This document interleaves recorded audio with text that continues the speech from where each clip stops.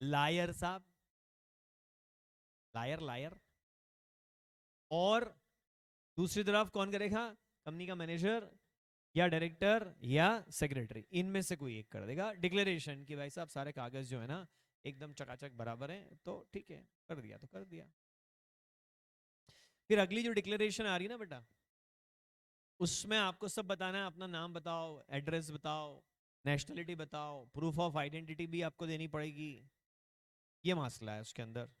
Details of subscriber, जो लोग memorandum को साइन करते हैं उनकी सारी डिटेल देनी पड़ेगी। क्या क्या डिटेल देनी पड़ेगी? एक तो उनका नाम लिखना पड़ेगा, सब्सक्राइबर का क्या लिखना पड़ेगा? नाम। दूसरा, सब्सक्राइबर का आपको सरनेम लिखना पड़ेगा, एड्रेस लिखना पड़ेगा, नेशनलिटी। सर नेशनलिटी क्या लिखना, इंडियन ही होगा वो तो। ए, हाँ बेटा, फॉरेनर भी इंडिया में आकर के कंपनी बना सकता है। प्रूफ ऑफ आइडेंटिटी, आजकल बंदे का इंपॉर्टेंस नहीं है, उसके आइडेंटिटी प्रूफ का इंपॉर्टेंस। वो एक बड़ी बेकार सी पिक्चर थी, लेकिन देख ली थी मैंने एक दिन। कागज नहीं, कागज तो ठीक थी, और कोई थी यार, नसरुद्दीन शाह उसमें रहता है, उसका रिकॉर्ड पे चढ़ जाता है कि आदमी मर गया। फिर वो किसी का बच्चे का एक का अपहरण कर लेते हैं तीन लोग मिलकर के, ऐसा कुछ होता है, पता नहीं क्या रैंडमली एक दिन। हाँ, पंकज त्रिपाठी की तो कागज है। आ गया वीडियो, आ गया। मैं हेलो, आई एम बैक। तो यार मतलब ये है कि अगर कागज पे आदमी है तो वो है, और अगर कागज पे नहीं है तो वो नहीं है। तो बंदा कागज पे प्रूव हो जाता है कि मर गया है, फिर वो एक का मर्डर कर देता है। अब क्या बोले इसको? बोले ये तो है ही नहीं, ये तो एग्जिस्ट ही नहीं करता है। पिक्चर है, पिक्चरों में तो खैर काफी कुछ हो जाता है। पेपर्स इंपॉर्टेंट है बेटा। अरे आप ट्रेन में ट्रेवल कर रहे हैं और टीटी आया तो पूछा आइडेंटिटी प्रूफ बताओ, जैसे मुझसे पूछे, मैं बोलूँ मैं तरुण महाजन हूँ, बोले हाँ तो आप हैं, लेकिन साबित करो कि आप तरुण महाजन हो। आपसे पूछ ले क्या, साबित करो कि आप हो, बोले मम्मी से बात कर लो, बोलेंगी हाँ यही है बच्चा हमारा, वीडियो कॉल करवा देता हूँ, ऐसी क्या बात है। साबित कैसे करोगे कि आप ही हो? फोटो आईडी प्रूफ चाहिए, फोटो आईडी, एक ऐसा आईडी जिसपे आपका फोटो हो, पैन कार्ड हो, आधार कार्ड हो, ड्राइविंग लाइसेंस हो, पासपोर्ट हो, जिसपे आपका फोटो हो, वोटर आईडी कार्ड हो। एंड आई सीरियसली डाउट कि यार वो मुझे उससे पहचानते कैसे, मतलब मैं तो आदमी को पहचान ही नहीं सकता कि वो ड्राइविंग लाइसेंस में कैसा दिख रहा है, और हो सकता है ड्राइविंग लाइसेंस में क्लीन शेव और असल में दाढ़ी मूछे बड़ी, मतलब कैसा, कितना मुश्किल है, बट वो पहचान लेते हैं टीटी। आधार कार्ड का फोटो तो माशाअल्लाह, मतलब आधार कार्ड में तो ऐसा लगे यही डाकू है। ये दिख तो अच्छा रहा है लेकिन यार ये, बट ऐसा ही है बस, क्या करोगे आप? तो प्रूफ ऑफ आइडेंटिटी दो कि मैं हूं, साबित तो करो कि तुम हो। और इसके अलावा और सारी डिटेल, अदर्स मतलब जो है बाकी सारी डिटेल आपको यहां पर देनी पड़ेगी जो सरकार बताए। सर ये आई एंड सी क्या लिखा है? आई एंड सी लिखा है मतलब सब्सक्राइबर चाहे इंडिविजुअल हो तो भी ये सब डिटेल देनी पड़ेगी, और चाहे सब्सक्राइबर एक कॉर्पोरेट हो तो भी ये सारी डिटेल देनी पड़ेगी। इंडिविजुअल सब्सक्राइबर को भी सारी डिटेल देनी पड़ेगी, कॉर्पोरेट सब्सक्राइबर को भी सारी डिटेल देनी पड़ेगी। आप सब्सक्राइबर है ना तो आप डिटेल दो। मार्कशीट नहीं बेटा, मार्कशीट को एक्सेप्ट नहीं करते हैं मेरे ख्याल से, प्रूफ ऑफ आइडेंटिटी मैंने तो कहीं नहीं देखा। फोटो आने लग गई आजकल हर जगह, जहाँ फोटो छपी हो, अब जैसे नाटा का आइडेंटिटी कार्ड मिल जाए तो आप बोलो ये प्रूफ ऑफ आइडेंटिटी, वो बोले नाटा पे कैसे भरोसा कर ले, सरकारी आईडी कार्ड चाहिए ना, तो एजुकेशन बोर्ड का आईडी कार्ड थोड़ी चलेगा। हाँ, डेट ऑफ बर्थ के लिए वो तो कभी आप बता रहे हो कि मैं छोटा हूँ तो मेरी आधी टिकट लगेगी तब, वो 12 साल तक के पहले, आजकल तो नहीं है शायद ऐसा कुछ, आई डोंट नो, चेंज हो गया, पहले था 12 साल तक के बच्चों का आधा टिकट लगता था, 5 साल तक का तो लगता ही नहीं था, 5 से 12 तक का आधा लगता था, और सीट पूरी मिलती थी। तो वो बच्चा बेचारा मतलब दाढ़ी मूछे निकल रहा है, पापा मम्मी बोल रहे हैं 11 का ही। बच्चों को नहीं, नीचे बैठ जा, खड़ा मत हो, लंबा दिखेगा।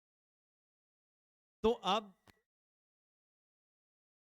ये हुआ बेटा, एक और जो चीज है आपको देनी पड़ेगी। फिर एड्रेस, आरओसी को बताओ कि ये कंपनी बनने के बाद इसका एक मतलब होमलेस नहीं होगी, सड़क पे नहीं होगी, इसका अपना एक पता होगा। भले टेम्परेरी एड्रेस दे दो अभी आप, बाद में परमानेंट एड्रेस दे देना। भले टेम्परेरी एड्रेस दे दो, बाद में परमानेंट दे दो। नहीं सर हमारा तो पहले से ही परमानेंट ही फिक्स ही है, हाँ तो वही दे दो आरओसी को। सर एड्रेस लेके आरओसी क्या करेगा? चाय पे आएगा, कम्युनिकेट करेगा, हाँ सर्टिफिकेट भेजेगा, भविष्य में भी कोई कम्युनिकेशन हुआ इसी पते पर सारा कम्युनिकेशन होगा। अब आप भले इंदौर आ जाएं, आ गए, लेकिन जो इंस्टीट्यूट से आपका कम्युनिकेशन चलेगा वो यहाँ नाटा एक एड्रेस पे नहीं आएगा, वो जो घर का आपका एड्रेस है वहीं आएगा। एड्रेस रिकॉर्ड पे होना चाहिए ना, जहाँ कम्युनिकेट किया जा सके।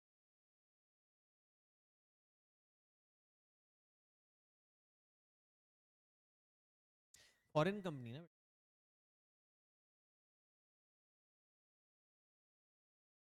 नहीं तो इंडिया में वो जगह लेंगे ना किराए पे। अगर एक फॉरेन कंपनी इंडिया में बिजनेस, फॉरेन प्रमोटर इंडिया में बिजनेस शुरू करते हैं तो वो भी एक जगह खरीदेंगे या वो जगह किराए पे लेंगे, एज द केस में भी। जगह खरीदो या जगह किराए पे लो, दो ही चॉइस है। यार हम हरियाणा में नहीं है तो कब्जा कर लो, तीसरी एक चॉइस और भी होती है। तो अब यहाँ पर या तो कोई भी विदेशी भी आएगा तो वो क्या करेगा, जगह खरीदेगा या जगह किराए पे लेगा, तो जगह तो होनी चाहिए। एड्रेस भले टेम्परेरी दे दो। फिर उसके बाद में डायरेक्टर्स की भी ये सारी डिटेल्स ऑफ फर्स्ट डायरेक्टर्स बेटा, details of first directors.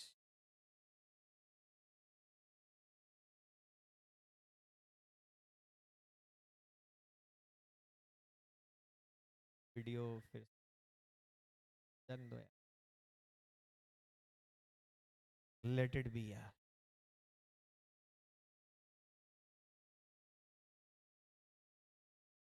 Details of first directors आपको देनी पड़ेगी। उसमें डायरेक्टर का नाम आना चाहिए,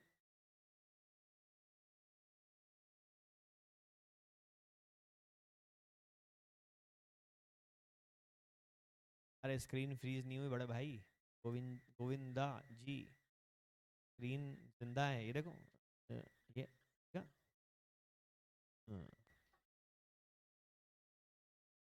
डायरेक्टर अपना नाम, surname, address, nationality, proof of identity, और साथ में आएगा डिन, डिन डिन डिन। डिन इज डायरेक्टर आइडेंटिफिकेशन नंबर। दुनिया नंबरों से भरी पड़ी है, हर चीज का नंबर हो चुका है। अगर आप किसी कंपनी के डायरेक्टर बनना चाहते हैं तो आरओसी से आपको डिन अप्लाई करना पड़ता है। एक बार आपको डिन मिल गया तो फिर आप 10 कंपनियों में डायरेक्टर बनेंगे, 10 में अपना ये नंबर दे सकते हैं, ये फिक्स हो गया। ये नंबर आपके पास नहीं है तो आप डायरेक्टर नहीं बन सकते। इसको अप्लाई करने के लिए आपको वही पैन कार्ड, आधार कार्ड वगैरह आरओसी में सबमिट करना पड़ता है।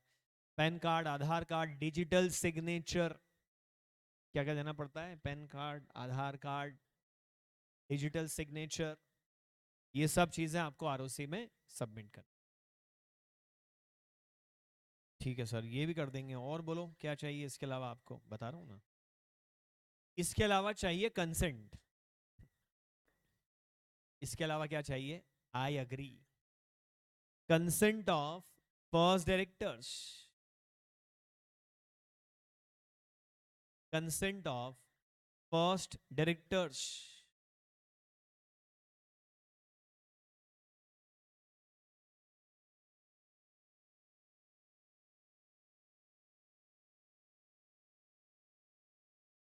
सर अब ये क्या है, अरे आपने डायरेक्ट अपने इसमें लिख दिया, आशीष भैया को बुलाओ ना आप।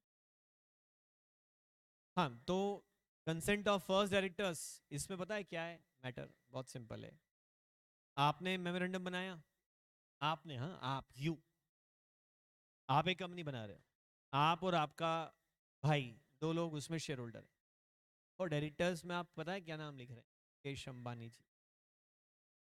रतन टाटा जी, नारायण मूर्ति जी, ये लिखे आपने फर्स्ट डायरेक्टर, पब्लिक कंपनी बनाई, फिर आप उसका पब्लिक इशू लाने की भी कोशिश कर रहे हो, पब्लिक कंपनी बनाई, फिर उसका पब्लिक इशू लाने की भी कोशिश कर रहे हो आप, और नाम लिख दिए ये आपने बड़े बड़े सारे, लोग इंप्रेस हो गए, लोगों ने एडवांस सब्सक्रिप्शन देना चालू कर दिया आपके शेयर के लिए कि अरे भैया ये तो ऐसा हो गया कि सलमान खान, आमिर खान, शाहरुख खान सब एक पिक्चर में आ गए, अक्षय कुमार सब एक पिक्चर में, इतने बड़े बड़े स्टार लोग हैं इसमें, लोग इंप्रेस हो गए। बाद में पब्लिक इशू भी आ गया, बाद में कौन डायरेक्टर निकले तो पता पड़ा सुरेश, कमलेश, ऐसे लोग जाकर के डायरेक्टर निकले। बोले क्यों? अरे बोले हमने मुकेश भाई को बोला था यार कि आ जाओ, 2,000 रुपए महीना देंगे, would you like to become director in our company. उन्होंने मना कर दिया, तो फिर ये हमको कमलेश तैयार हो गया, बोले मैं 200 में बन जाऊंगा, हमने इसको बना दिया। क्या तो जिसका नाम लिख रहे हो कम से कम उसकी कंसेंट तो लेके आओ, इसका नाम लिख रहे हो उसकी कंसेंट लाओ कि हाँ वाकई वो व्यक्ति आपके लिए यहाँ पर काम करने को तैयार है, ठीक है। और साथ में एक डिटेल और भी देनी पड़ेगी आपको, and other directorships. What do you mean by other directorships?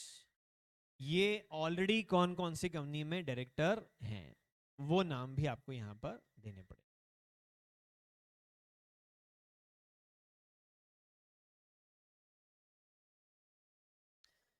चलिए जी, तो ये सारे डॉक्यूमेंट जैसे ही आप आरओसी के पास में सबमिट करेंगे, ये सारे डॉक्यूमेंट जैसे ही आप आरओसी के पास सबमिट करेंगे तब फिर आगे की कहानी बनेगी। ये रेसिपी है, इस तरह से आपकी कंपनी बन करके तैयार होने की पहली स्टेप होगी। अब क्या है, इतने सारे डॉक्यूमेंट एग्जाम में जाते जाते आप पॉइंट लिखने गए, क्वेश्चन आ गया एग्जाम में, what are the various documents required to be submitted to ROC for the purpose of formation of a company. आपने 1 2 3 4 5 लिखे, जबकि लिखने 8 थे, 3 भूल गए आप, एक आध मन से बना के भी लिख दिया तो भी दो कम पड़ रहे हैं। अब क्या करें सर, वो भूल गए तो भूल गए। ऐसे में निमोनिक काम आते हैं, एमएडी डीएडी। मैड डैड की कंसेंट चाहिए कंपनी रजिस्टर कराने के लिए। जो बच्चे घर पे बैठ के पढ़ रहे हैं, मैं उम्मीद करता हूँ उन्होंने ईयरफोन लगाया हुआ, क्योंकि डैड ने निमोनिक सुन लिया तो actually he will turn into mad dad. Mad dad की कंसेंट चाहिए कंपनी रजिस्टर करने के लिए।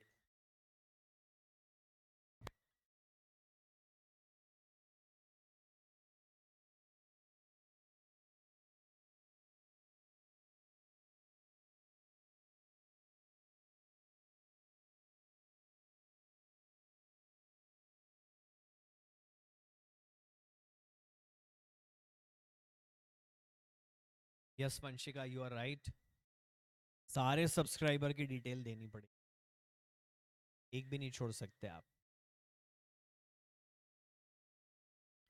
ठीक है। जब ये सब document MAD DAD consent ROC के पास चले जाएंगे तो फिर एज पर, ये था सेक्शन 7 सबसेक्शन 1 जो अभी हमने पढ़ा, तो सेक्शन 7 सबसेक्शन 2 के हिसाब से आरओसी आपको दे देगा एक सर्टिफिकेट ऑफ इनकॉर्पोरेशन, और साथ में आपको अलॉट कर देगा, जैसे डिन था वैसे ये सिन है, सिन बोल दो, किन बोल दो, जो इच्छा हो बोल दो आप। जैसे डिन था वैसे ये किन है, कॉर्पोरेट आइडेंटिटी नंबर।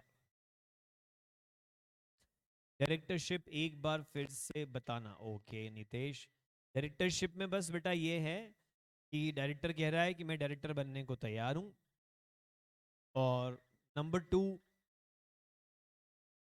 डायरेक्टर ये कह रहा है कि मैं ऑलरेडी किन कंपनीज में डायरेक्टर हूं, उनके नाम वो बता रहा है।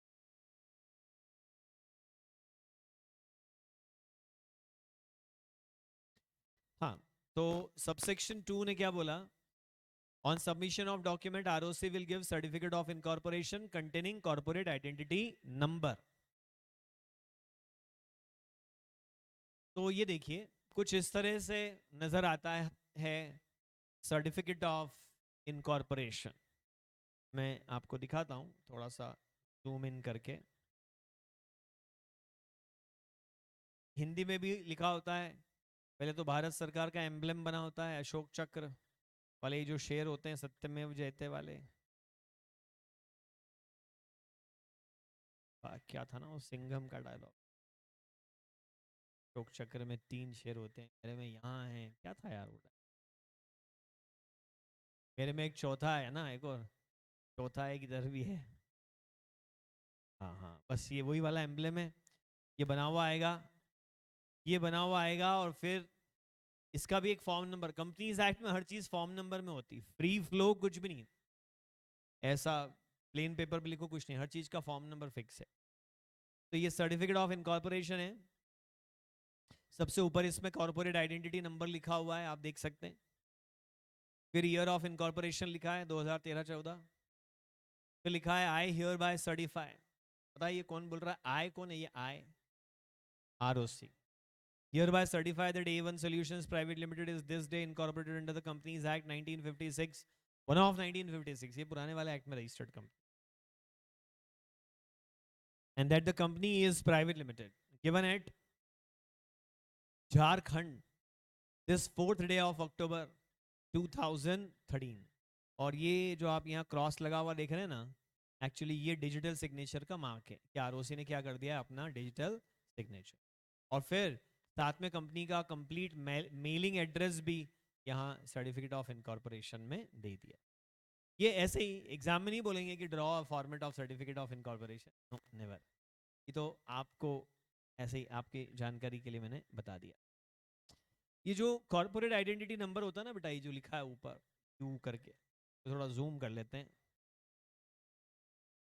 बहुत बड़ा कॉर्पोरेट आइडेंटिटी नंबर होता है, इसको डी कोड किया जा सकता है। देखो मैंने कलर चेंज कर दिया, उसी से थोड़ा समझ में आने लग जाए। यू फॉर उत्तराखंड नहीं है, यू फॉर है ये कंपनी अनलिस्टेड है। अगर कंपनी लिस्टेड होगी तो यू नहीं लिखा होगा, क्या लिखा होगा फिर यहाँ पे? एल। या तो यू लिखा होगा या फिर एल लिखा होगा। 74930, ये वैसे नोट करने की जरूरत नहीं, लेट मी टेल यू, इसको नोट करने की बिल्कुल जरूरत नहीं है, क्योंकि ये तो सिलेबस का हिस्सा नहीं है, ऐसे आपके जनरल नॉलेज के लिए मैं बता। इंडस्ट्री कोड, इंडस्ट्री कोड आएगा यहाँ पर। फिर ये तो आप गैस कर पा रहे होंगे, गैस व्हाट, कितने क्या है ये स्टेट का नाम? बिल्कुल सही कहा, झारखंड। हाँ चलो, चैट बॉक्स में यार तुम लोग सुस्त हो गए यार, क्या कर रहे हो मतलब? 70-80 लोग हो वहां पे और कर नहीं रहे हो, 80-85 लोग हैं बल्कि, थोड़ा तो यहाँ वाले भी हैं 5-10 तो, नहीं ज्यादा नहीं है, 70-80 70-75 तो जेन्यून है, फर्जी आ गए। ईयर, हाँ ये 2013 क्या हो गया? Year. PTC stands for the private company, public limited company होगी तो शायद PLC हो जाता है। फिर उसके बाद में ये है, ये जो लास्ट में है ना, ये है एक्चुअली कंपनी का रजिस्ट्रेशन नंबर। जो लास्ट वाला है ना, ये एक्चुअली कंपनी का रजिस्ट्रेशन नंबर, वाकई में कुछ इस तरह से होता है कॉर्पोरेट आइडेंटिटी नंबर, जो ROC आपको अलॉट करता है। सिर्फ सबमिटेड इंफॉर्मेशन गलत निकली तो, हाँ अरे भाई, एक तो तुमने कसम खाया कि मैं जो कहूंगा सच कहूंगा, और फिर वो खाई हुई कसम क्या निकल गई? नकली। हाँ बदहजमी हो जाएगी, एक तो जो खाया वो नकली खा लिया, अब तो मतलब कुछ तो होगा जोर का। वो बस ये आ गया। अब इसके अगली स्लाइड पे आए, सबसेक्शन 2 और 3 हमने पढ़ लिया। 2 was certificate of incorporation, 3 was corporate identity number, now this is subsection 4।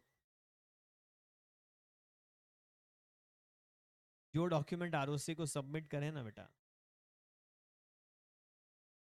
वो फाइल करने पड़ेंगे, जो वो संभाल के रखने पड़ेंगे। Documents filed under section 7 subsection 1 should be preserved at registered office till dissolution. जो आरओसी को सबमिट करा उसकी कॉपी जिंदगी भर। किसकी जिंदगी? कंपनी की। हाँ, जिंदगी भर संभाल के रखो अच्छी हालत में at registered office. Sir how to preserve? Learn it from people of Egypt. They know it better how to preserve for hundreds of years. Anvik is asking sir MCQ में पूछ सकते हैं क्या सिन के बारे में, किन के बारे में? कुछ भी पूछ सकते हैं बेटा वो तब, पर इंटरप्रिटेशन नहीं पूछेंगे। बताओ यू फॉर क्या होता है, वो नहीं पूछे। अल्तमाश इज आस्किंग सर लिस्टेड और अनलिस्टेड कंपनी शॉर्ट में बता दीजिए। नहीं नहीं, अपन ने डिटेल में पढ़ लिया ना। जो कंपनी स्टॉक एक्सचेंज की लिस्ट में नाम लिखा हो वो क्या कहलाती है? लिस्टेड। और सिर्फ पब्लिक कंपनी ही लिस्टेड होती है, प्राइवेट कंपनी लिस्टेड नहीं होती।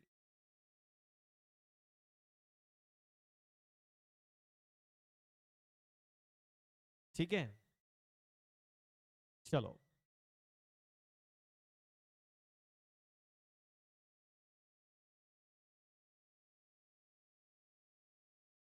अब आप पूछ रहे थे कि झूठ बोल के कंपनी बना ली तो क्या होगा? फॉल्स इंफॉर्मेशन दे करके कंपनी बनाने पे क्या होगा, वो सेक्शन 7 सबसेक्शन 5 और सबसेक्शन 6 में बताया है। ये भाई ने एक डिक्लेरेशन दिया था कि my name is Arpit Chauhan and in last 5 years I have not been convicted of any offence, I have all clean records. Sir ये तो विजय माल्या है। अरे वाह, क्या पहचाना आपने। हाँ। तो ये भाई साहब ने झूठ बोला।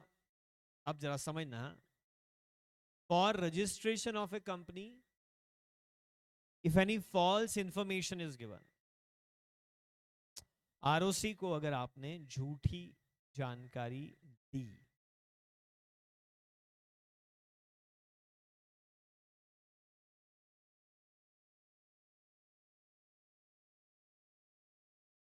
Sir in case registered office caught fire और डॉक्यूमेंट जल जाएं तो पॉइंट है।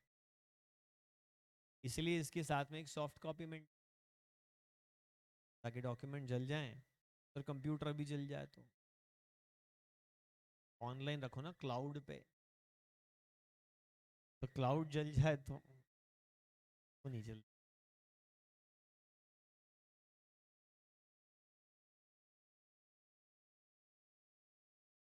बिल्कुल सही कहा वंश कि इन्होंने सारे सेक्शन ना पहले से ही बना रखे हैं ये सोच के कि लोग क्या क्या कर सकते हैं।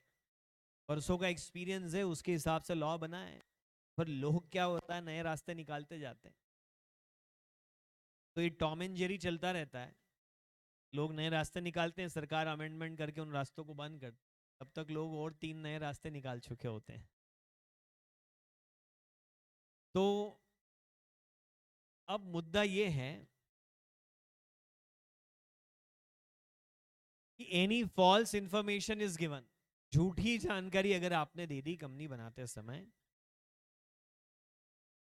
या ये तो थी झूठी जानकारी का एग्जांपल, या आपने ऐसा करा। हाँ, क्या सही पहचाना आपने। डम श्रॉज में अच्छा खेलती होगी लड़की। या आपने कोई मटेरियल इंफॉर्मेशन को सप्रेस किया, छुपाया।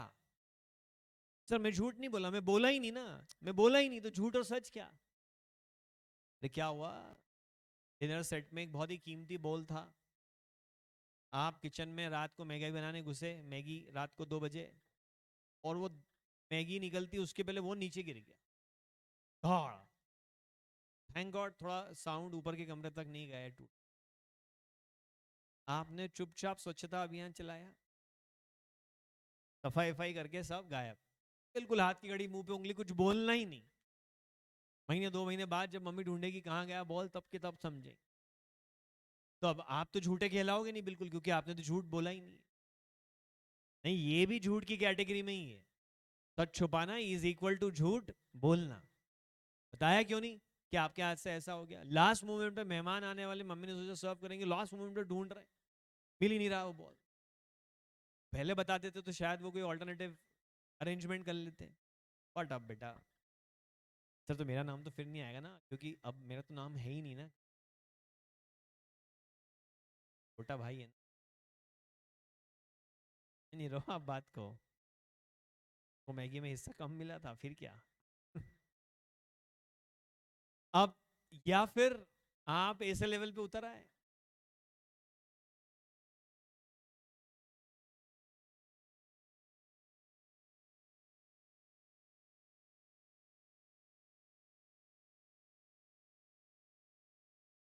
आप इतने बड़े वाले झूठे निकले कि आपने हनुमान जी का आधार कार्ड बना दिया। मतलब यार, लोग नकली बने में तो कहीं पे भी जा सकते हैं फिर।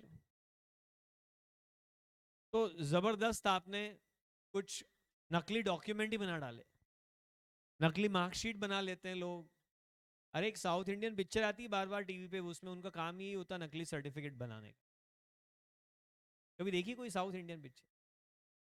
भयंकर एक्स्ट्रा लाउड होती है, मतलब ऐसी ऐसी चीजें होती हैं वहां की पूछो ही मत। मतलब अब वो नाम तो मुझे याद नहीं आ रहा पिक्चर का, एक बार देखा था मैंने, कुछ चल रहा था उसमें, काम ही फुल टाइम काम ही यही है, नकली मार्कशीट से लेके सब कुछ नकली बनाएंगे। क्या नाम तुमको भी क्या याद होगा, ये ट्रांसलेशन बहुत ही बेकार होता है। तो आप फ्रॉड कर रहे हैं, any other fraudulent action is taken, या तो आपने झूठ बोला या आपने सच छुपाया। रिटर्न ऑफ अभिमन्यु, लो नाम भी आ गया। आई डोंट नो, मैं वेरीफाई नहीं कर सकता नाम। या तो आपने झूठ बोला, या आपने मटेरियल इंफॉर्मेशन सप्रेस करी, या आपने कोई और फ्रॉडुलेंट एक्टिविटी करी। तो होगा क्या, नतीजा समझो। तो फिर 447 लगेगा। सर ये 447 क्या है? Punishment for fraud. सर इसमें होता क्या है वो पढ़ेंगे ना, हम पढ़ेंगे 447 के बारे में। बहुत बुरा होता है आपके साथ, बहुत बुरा होता है इसमें। और सिर्फ इतना ध्यान रखो कि आप 447 में लायबल हो जाओगे। सर आप मतलब कौन? जिसने झूठी जानकारी दी थी वो, the person giving the information. और साथ में कंपनी के प्रमोटर्स, वो भी साथ साथ में क्या होंगे, लायबल हो जाएंगे। Promoters of the company will also be liable. और साथ में कौन लायबल हो जाएगा? First directors. और साथ में कौन लायबल होगा? Any person signing a declaration under section 7 subsection 1। CA, CS, CMA, manager, director, secretary, subscribers, इन सब ने साइन करें, सबको जेल में जाना पड़ेगा। जेल की रोटी खानी पड़ेगी, और जेल का पानी, और जेल के मच्छरों से कटवाना पड़ेगा।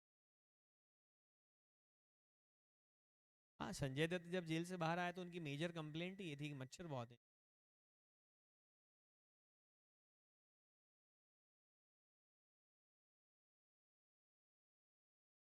ये सारे के सारे लोग हो जाएंगे लायबल। ठीक सर, बात तो समझ में आ गई आपकी। और कुछ कहना चाहते हो क्या? हाँ, बिल्कुल कहना चाहता हूँ। नहीं लिखा? अरे ठीक करो।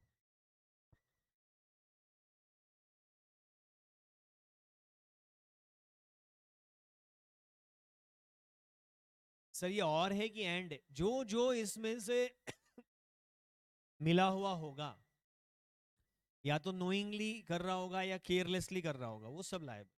और जो अपने आप को क्लीन प्रूव कर दे कि नहीं मुझे इस बारे में पता नहीं था और मैं जिम्मेदार भी नहीं होता हूँ इस, फिर वो नहीं।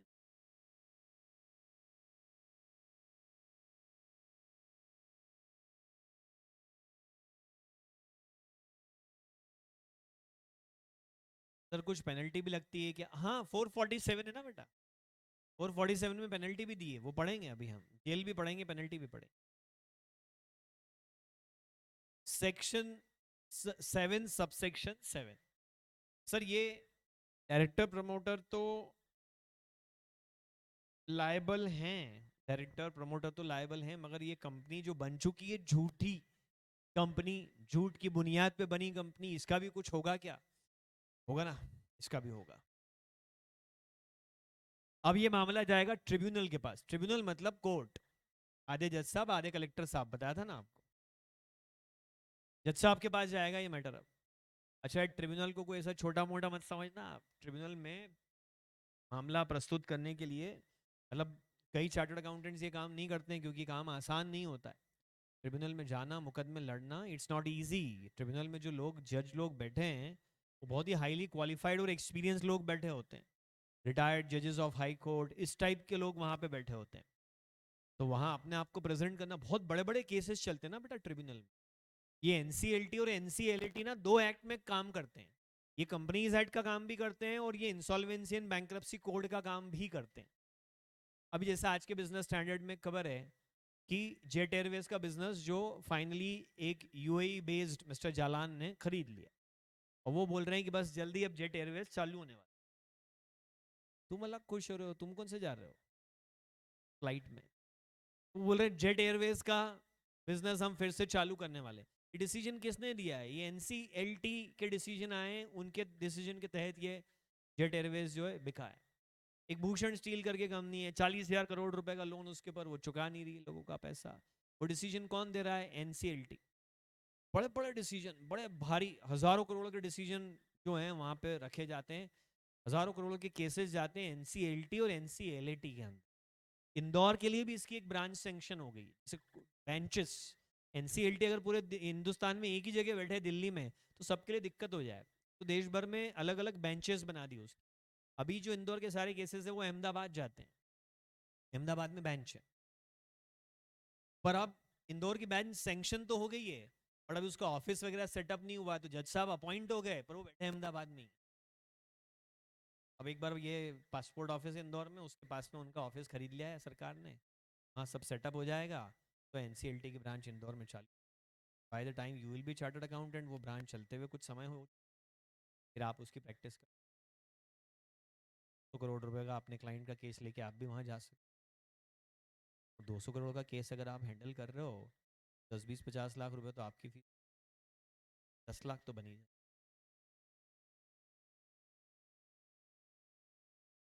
Thank you sir. हाँ, चलो। ट्रिब्यूनल में थोड़ा सा I am trying to put it in context, नहीं तो क्या ट्रिब्यूनल ट्रिब्यूनल ट्रिब्यूनल बोल बोल के ऐसा लगता है ट्रिब्यूनल चल। ये ट्रिब्यूनल है। ट्रिब्यूनल में order one of the following. Satyam बोल रहा है 1 करोड़ लेंगे सर हम, तो फिर तुम कुछ नहीं मिलेगा तुमको उसके बाद में। मार्केट में कंपटीशन है, बहुत सारे सीएस ऑलरेडी प्रैक्टिस कर। हेलो, कुछ कर ही नहीं रहे। अरे यार, गलत हो गया।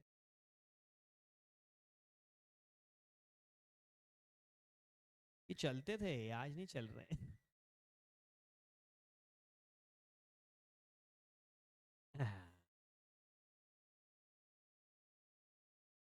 ये करेगा ट्रिब्यूनल,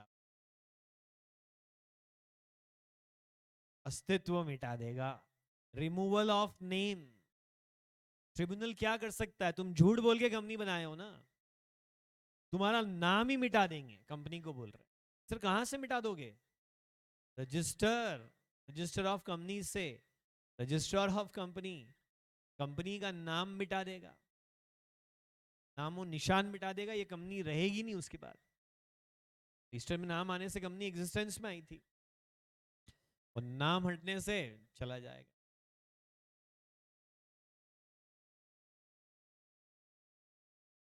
दूसरा ये हो सकता है आपके साथ,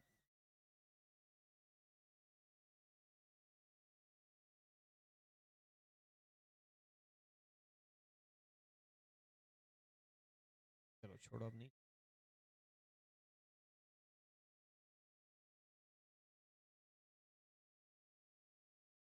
क्या कह रहा है? चल गया हमारे, कल बोलते ही चल गया, बोले ये आया है आलसी टट्टू। चलो जल्दी से चल जाओ। Winding up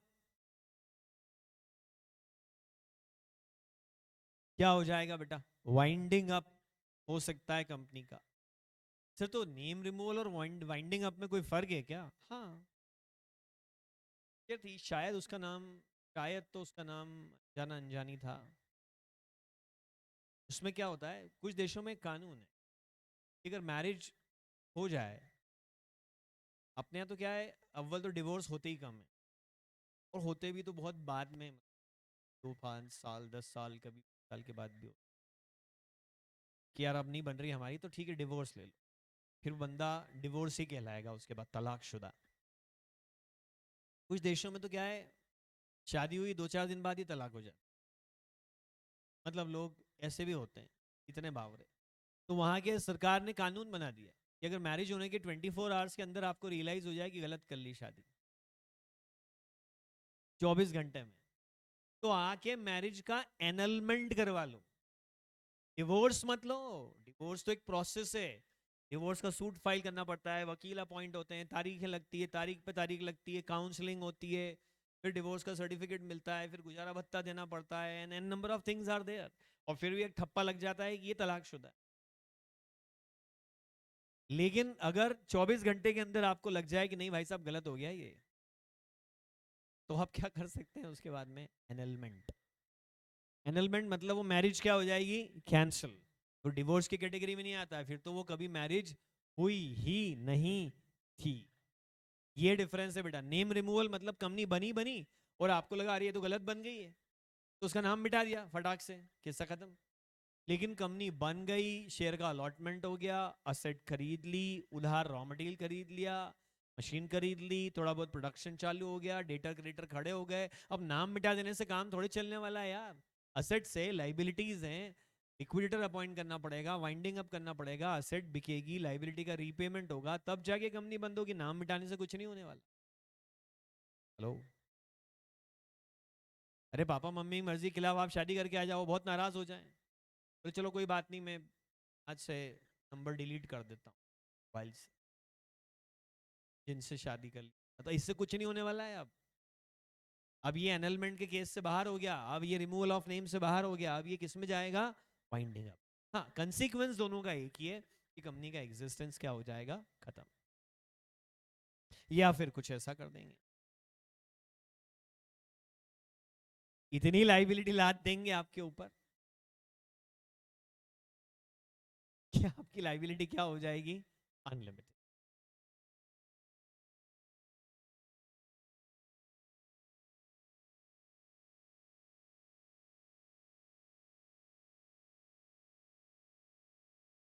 unlimited liability, unlimited liability of members.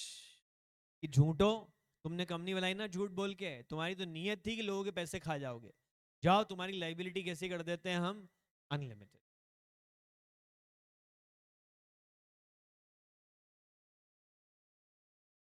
कहाँ से लेके आते हो ऐसी फोटो? नहीं नहीं, मैंने पर्सनली नहीं की, ये तो इंटरनेट से ली। या फिर change the memorandum of association and article of association,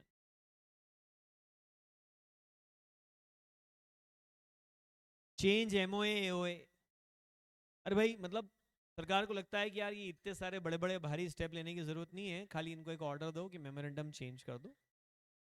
अरे आपने वो बोल तोड़ा किचन में, मम्मी को मालूम पड़ गया, तो आपने झूठ बोला, मम्मी ने पापा को बता दिया, पापा रिवॉल्वर लाए, गोली मार दी, वाइंडिंग अप। इतना बड़ा भी काम थोड़ी हो गया कि ये सब होगा। तो डांट पिला देंगे आपको, फिर आपको बोलेंगे कि आज के बाद तुम कोई चीज को हाथ लगाओ तो पहले हमको पूछो, ऐसे समथिंग 2-4 कसमें खिला देंगे। ये change memorandum and article of association, जैसी सिचुएशन हो वैसा चेंज आएगा बेटा, कि उसमें ऐसा कुछ कर दें जिससे कि आउटसाइडर का नुकसान ना हो, और अगर हो तो कंपनी के शेयर होल्डर्स को उसकी भरपाई करनी पड़े, समथिंग लाइक दैट। और अदर ऑर्डर्स, मतलब ट्रिब्यूनल को आप बांध थोड़ी सकते हो कि तुम 4 ही तरह के डिसीजन दोगे। ट्रिब्यूनल है, जो मन पड़े वो ऑर्डर दे सकता है, पापा मम्मी है, कुछ भी ऑर्डर दे दें वो। तो ठीक है, तुमने ये करा ना, अब जाओ, तुम्हारा पनिशमेंट ये कि अब 3 दिन तक नो इंटरनेट, गोली मार दो पापा, इससे अच्छा तो। हाँ जी, अनविक लाइबिलिटी लिमिटेड से अनलिमिटेड हो जाएगी अगर ट्रिब्यूनल ऐसा ऑर्डर दे तो। ये सारी चीजें होने वाली है बेटा, ठीक है। तो बाकी अब फिर हम लोग कल देखेंगे। हाँ बोलो। लिफ्टिंग ऑफ कॉर्पोरेट विल क्या ट्रिब्यूनल करेगा? ट्रिब्यूनल भी कर सकता है, हाई कोर्ट सुप्रीम कोर्ट भी कर सकता है, एनक्लेड भी कर सकता है, जिस कोर्ट में मामला चल रहा हो वो कर सकता है। सर अगर ट्रिब्यूनल के अगेंस्ट केस फाइल करना हो तो क्या करेंगे? ट्रिब्यूनल के सिर पे उसके पिताजी बैठे हैं, उनका नाम है NCLAT, national company law appellate tribunal, और उसके भी खिलाफ अपील करना हो तो सुप्रीम कोर्ट है। चलिए जी, बाकी अब फिर हम लोग कल देखते हैं।